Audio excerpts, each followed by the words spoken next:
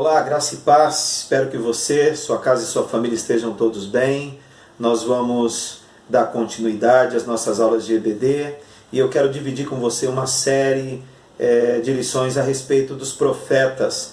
Nós vamos fazer uma abordagem direta sobre a vida dos profetas, quem eles eram, o que caracterizavam o seu chamado, o seu ofício, tendo em vista que muitos profetas profetizaram em tempos diferentes, em reinos diferentes, e nós vamos estudar hoje, quem eram esses profetas.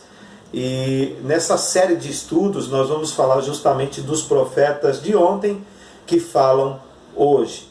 E nós vamos falar também sobre a importância da sua mensagem. Então eu quero pedir para você nesse momento aí abrir sua Bíblia na segunda carta de Pedro, no capítulo 1, nós vamos ler o versículo 20 e o versículo 21, que traz a seguinte afirmação: acima de tudo, saibam que nenhuma profecia nas Escrituras surgiu do entendimento do próprio profeta, nem de iniciativas humanas. Esses homens foram impulsionados pelo Espírito Santo e falaram da parte de Deus. O alvo da nossa lição de hoje é mostrar as características e funções dos verdadeiros profetas do Antigo Testamento. O texto de Hebreus no capítulo 1, versículo 1 e o versículo 2, na parte A, vai dizer assim: por muito tempo Deus falou várias vezes e de diversas maneiras a nossos antepassados por meio dos profetas. E agora, nesses últimos dias, Ele nos falou por meio do Filho, o qual Ele designou herdeiro de todas as coisas e por meio de quem criou o universo.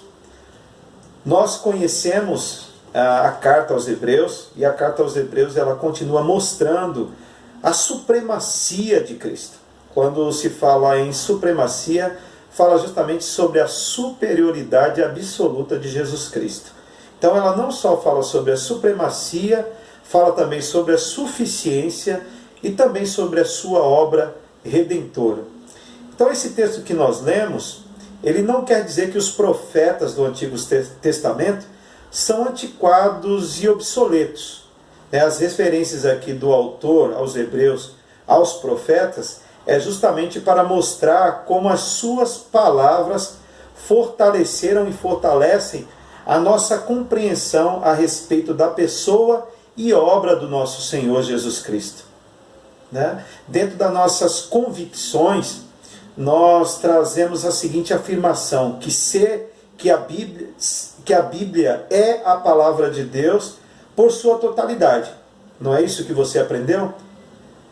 Mas acabamos não nos preocupando em conhecê-la por completo e acabamos ignorando ou negligenciando a vida e os escritos dos profetas no Antigo Testamento. Principalmente os profetas que são conhecidos como os profetas menores. Por isso não se tem a mínima ideia a respeito do seu conteúdo e da sua relevância também para os dias atuais, os dias em que nós vivemos.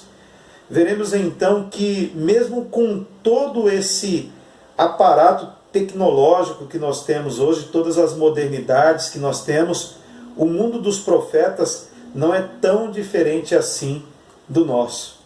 Pelo fato de estarmos vivendo situações semelhantes vividas pelos profetas no passado, nunca se houve uma necessidade tão grande de mensagens que combata e denuncia algumas coisas como no passado através desses profetas.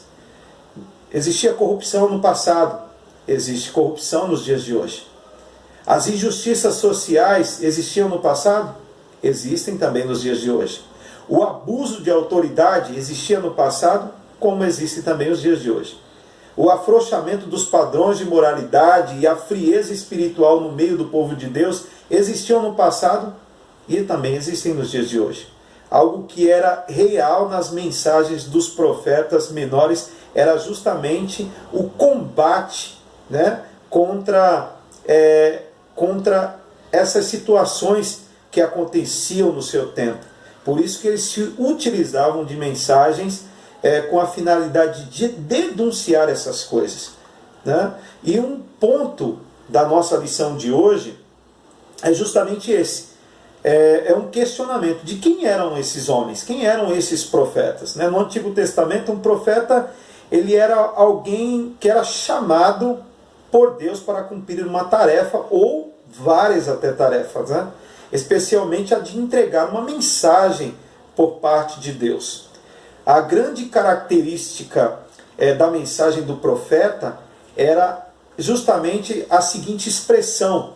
Quando você pega um dos livros do Antigo Testamento, justamente os dos profetas, lá você vai ver o profeta se utilizando da seguinte expressão: assim diz o Senhor. Diferente daqueles que se autodenominam hoje como profetas, que se utilizam da seguinte expressão: eis que te digo, meu servo, né? Totalmente diferente.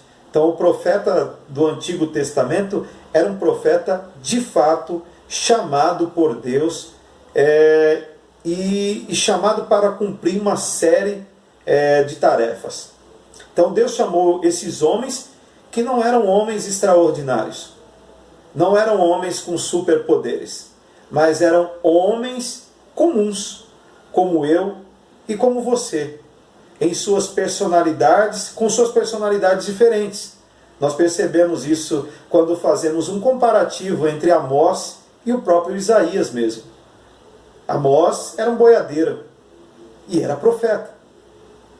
Isaías era um sangue nobre, um sangue azul, que desenvolvia suas profecias dentro dos palácios, mas também era um profeta. Então, eram personalidades diferentes para fazer e dizer coisas diferentes. Vejamos então aqui alguns termos usados para se referir a um profeta. Um profeta era um homem piedoso.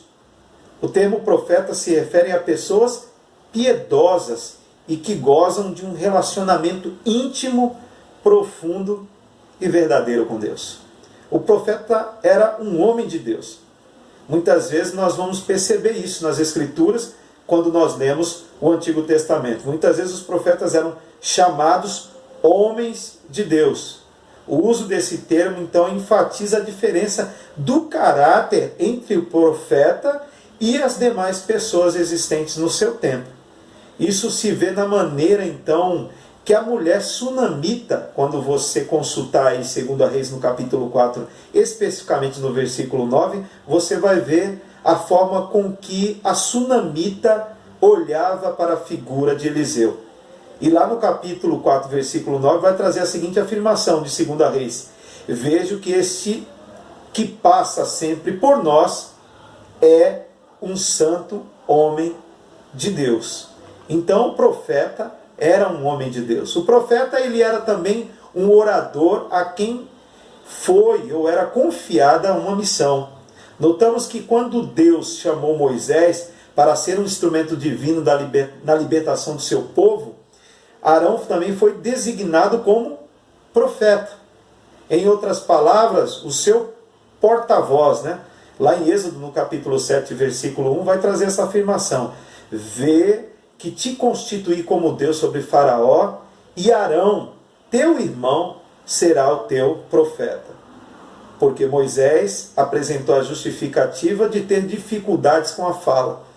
E Deus levantou justamente Arão para ser esse porta-voz de Moisés. O profeta também era um instrumento da comunicação divina.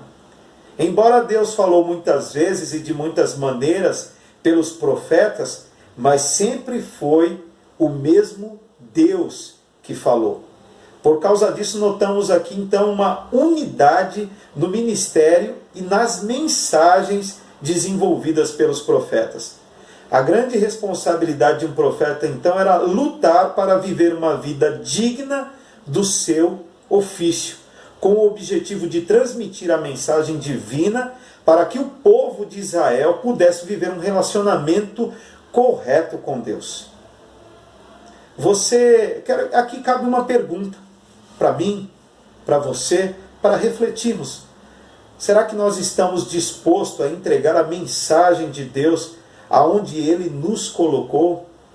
Tendo em vista que, assim como eu, você também é um profeta. Não nos moldes do Antigo Testamento, com o mesmo ofício, mas pelo fato de estarmos anunciando sempre a volta e o retorno de Jesus Cristo, nós somos um profeta, porque anunciamos uma coisa que ainda não aconteceu, mas temos consciência que vai acontecer. Será que nós estamos dispostos a entregar essa mensagem aonde Deus nos colocou? É algo de se pensar. O segundo ponto da lição de hoje é justamente sobre a variedade e unidade dos profetas. O Antigo Testamento, então, aqui demonstra uma grande variedade na maneira em que os profetas trabalharam. Alguns profetas trabalharam como indivíduos, totalmente independentes de outros profetas ou grupos proféticos que existiam na época. De fato, se olharmos ali 1 Reis no capítulo 19, versículo 10 e 14, Elias sentiu-se tão isolado que achava que não existia outra pessoa que estivesse buscando a Deus. Às vezes os profetas também usavam sonhos ou visões, mas Jeremias no capítulo 23, no seu próprio livro, ele deixa claro que a afirmação eu tenho um sonho não garante que a mensagem profética seja de fato de Deus. Abrindo parêntese aqui, um momento para refletir. Como servos do Senhor, temos o dever também de demonstrar, através das nossas vidas, como o nosso relacionamento com Deus é real. Assim como os profetas. Nós precisamos mostrar isso com mais clareza. Através do nosso exemplo, através da nossa atitude, através da nossa disposição em comunicar o reino de Deus. O terceiro ponto vai falar justamente sobre as características desses homens, as características dos profetas. E é interessante notar aquilo que caracterizava o verdadeiro profeta do Senhor. O profeta, ele recebia uma chamada específica. Notamos que a iniciativa da chamada para o ofício de profeta vinha sempre de Deus. Nunca vinha de um líder religioso da época ou de algum chefe de estado, rei ou algo dessa natureza, mas sempre vinha de Deus. Segue aqui então alguns exemplos de que isso é verdade, de que o chamado era desenvolvido pela vontade de Deus. Nós vemos isso através de Moisés, quando foi chamado pelo próprio Deus para libertar o povo no Egito.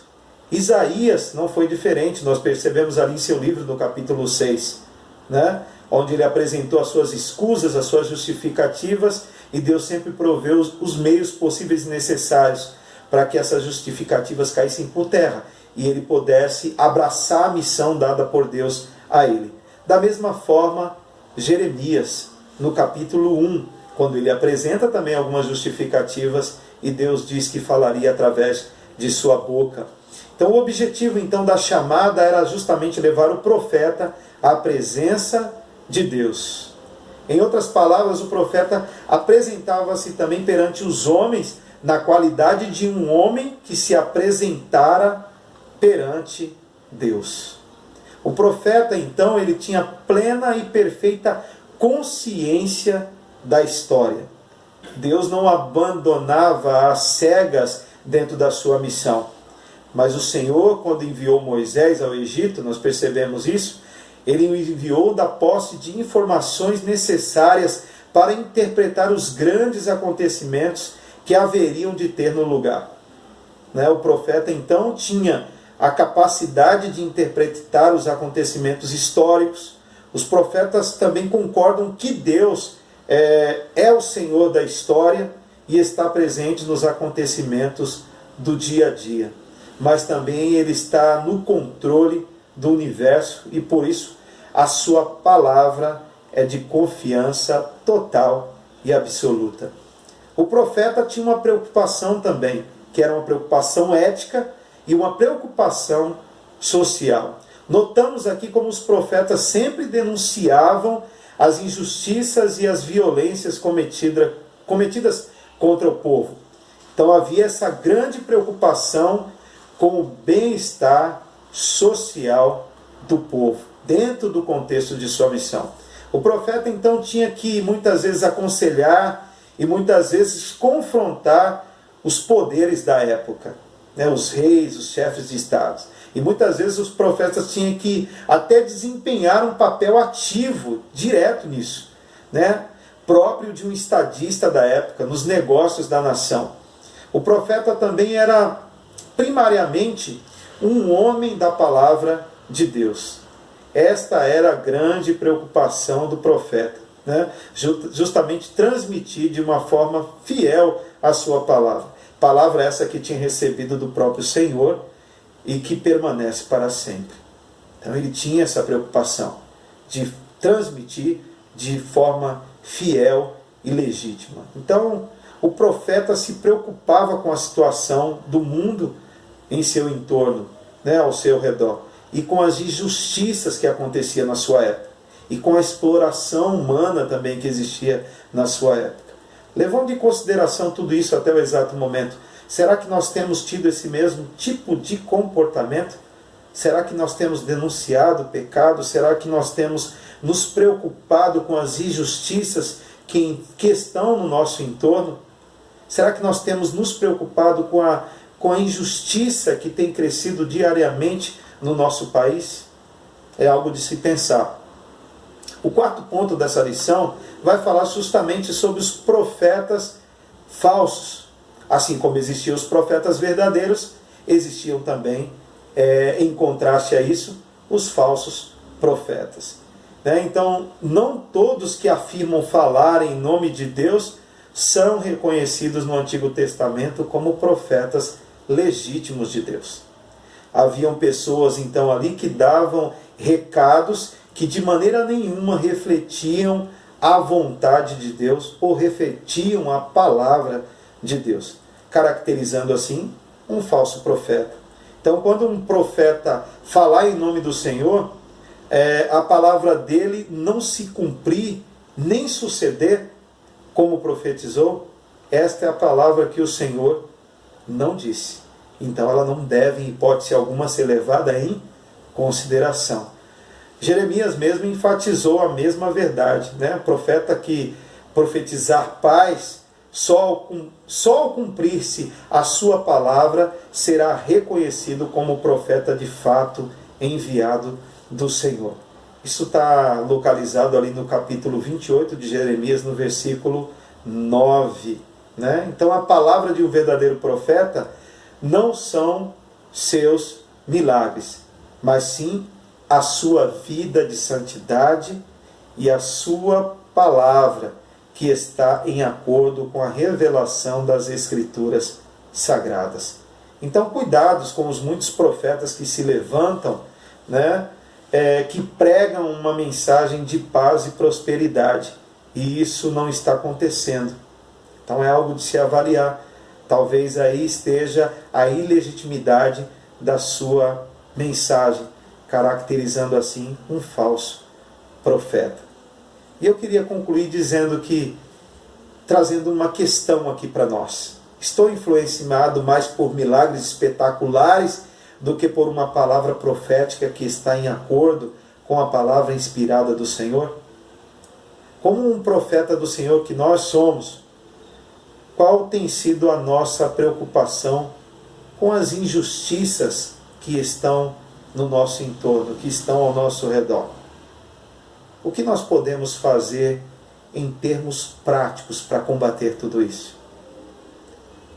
Que Deus possa abençoar a sua vida e que nessa lição de hoje você possa refletir e não compactuar com a injustiça, não compactuar com a exploração humana, não compactuar com a frouxidão da moralidade, não compactuar com a frieza espiritual que tem consumido muitas vidas, mas que você possa trabalhar insistentemente para combater todos esses males no poder que há na palavra de Deus. Que Deus abençoe sua vida. Amém?